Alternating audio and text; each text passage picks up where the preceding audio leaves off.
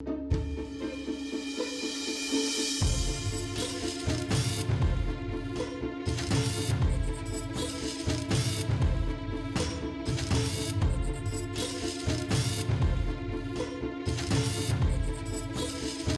बंगाल में विधानसभा चुनाव का बिगुल बज गया है। सत्तारूढ़ टीएमसी ने 291 उम्मीदवारों की घोषणा कर दी है, जिससे चुनाव की तस्वीर काफी हद तक साफ हो गई है। एक तरफ बीजेपी बंगाल में जीत के लिए जोरदार तैयारी कर रही है, वहीं दूसरी तरफ मुख्यमंत्री ममता बनर्जी ने अपनी रणनीति में इस बार थोड़ा बदलाव किया है। टीएमसी ने इस बार फिर से मुस्लिम और महिला वोटर्स यानी कि डबल एम फार्मूले पर भरोसा जताया है। साथ ही लंबे समय से सरकार में रहने के कारण होने वाली नाराजगी यानी कि एंटी इनकम्बेंसी को कम करने के लिए 74 मौजूदा विधायकों के टिकट काट दिए गए हैं। ममता बनर्जी ने यह भी कहा है कि जिन नेताओं को टिकट नहीं मिला है उन्हें पार्टी संगठन में जगह दी जाएगी।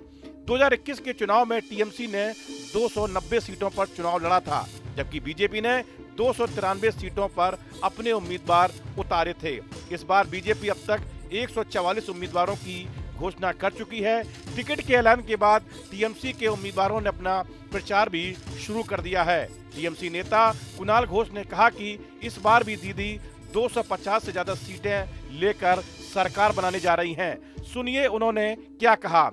या वगैरह हुआ, लेकिन लास्टली मैं जानता हूं मैं कोई नेगेटिव काम नहीं किया और ऑनरेबल कोर्ट जानता है, इसलिए मैं यहां पर खड़ा हूं।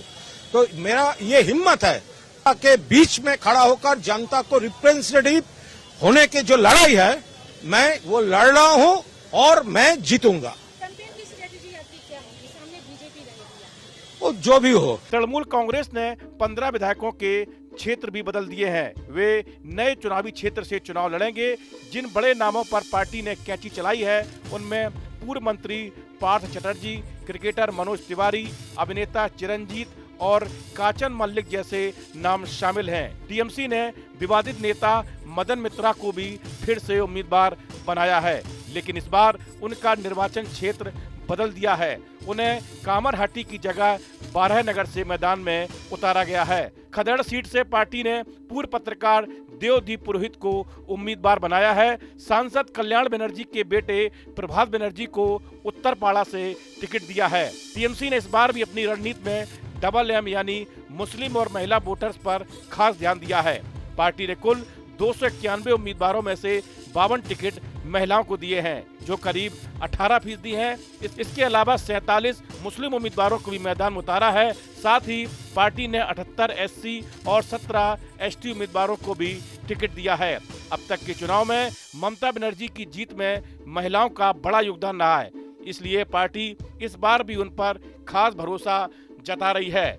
मुख्यमंत्री ममता बनर्जी की अगुवाई वाली टीएमसी ने इस बार उम्मीदवारों के चयन में थोड़ा अलग तरीका अपनाया है। पार्टी ने इस बार किसी बड़े फिल्मी सितारे को टिकट नहीं दिया है, बल्कि ऐसे लोगों को मौका दिया है जो जमीन से जुड़े हैं और जिनकी छवि अच्छी मानी जाती है। पहले टीएमसी ने मिमी चक्रवर्ती और नुसरत जहां जैसे ग्लैमरस चेहरे को मैदान में उतारा था। हालांकि इस बार पहले से राजनीति में सक्रिय कुछ स्टार्स को फिर से मौका मिला है, जिनमें सोहम चक्रवर्ती, सायंतिका बनर्जी और इंद्रनील शामिल हैं। सूची में कई ऐसे नेता भी हैं जो पहले सांसद रह चुके हैं, लेकिन अब विधानसभा चुनाव लड़ेंगे। पार्टी ने एशियन गेम्स में पदक जीत चुकी स्वप्ना बर्मन को भी टिकट दिया है। इसके अलावा लगभग 45% उम्मीदवारों की उम्र 50 साल से कम है। यानी टीएमसी ने इस बार नए और पुराने चेहरों के बीच संतुलन बनाने की कोशिश की है। साथ ही ममता बनर्जी बीजेपी के फायरब्रांड नेता और विपक्ष के नेता शुभेंदु अधिकारी से बदला लेने के लिए खुद नंदीग्राम में उतर गई थी। पार्टी ने इससे सबक लेते हुए इस बार यहां पर शुभेंदु के सामने बीजेपी वाला दांव खेलते हुए शुभेंदु के करीबी पवित्र कर को उनके सामने खड़ा कर दिया है। बीजेपी जहां भवानीपुर में ममता को घेरना चाहती है, तो वहीं टीएमसी ने शुभेंदु को नंदीग्राम में रोकने का दांव चला है। शुभेंदु 2 सीटों से चुनाव लड़ रहे हैं। टीएमसी ने बीजेपी की तरह कई चेहरों को बिल्कुल अंतिम वक्त पर एंट्री दी। सूची जारी होने से पहले शामिल हुए 13 नेताओं को पार्टी ने टिकट दिया है। इनमें सबसे बड़ा नाम नंदीग्राम से पवित्र करका है। इसके अलावा पूर्व क्रिकेटर शिव शंकर पाल को भी टिकट मिला है। टीएमसी ने 2026 के चुनाव में 226 से अधिक सीटें जीतने का लक्ष्य रखा है। टीएमसी ने 149 विधायकों को फिर से मौका दिया है। पार्टी ने टिकट काटने के लिए सर्वे का सहारा लिया। जिन विधायकों की निगेटिव रिपोर्ट आई उन्हें टिकट गंवाना पड़ा। चुनाव आयोग ने 15 मार्च को बंगाल चुनाव की तारीखों का ऐलान किया था।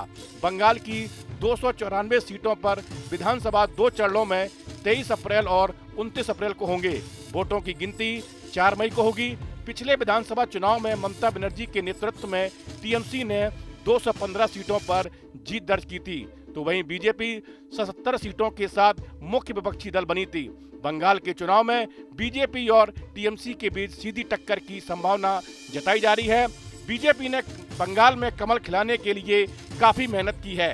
बीजेपी की तैयारी कितनी तगड़ी है, इसका अंदाजा इस बात से लगाया जा सकता है कि चुनाव की घोषणा के अगले दिन ही बीजेपी ने बंगाल के लिए 144 उम्मीदवारों की पहली लिस्ट जारी कर दी। इस वीडियो में फिलहाल इतना ही। आप बने रहिए न्यूज नेशन के डिजिटल प्लेटफॉर्म के साथ।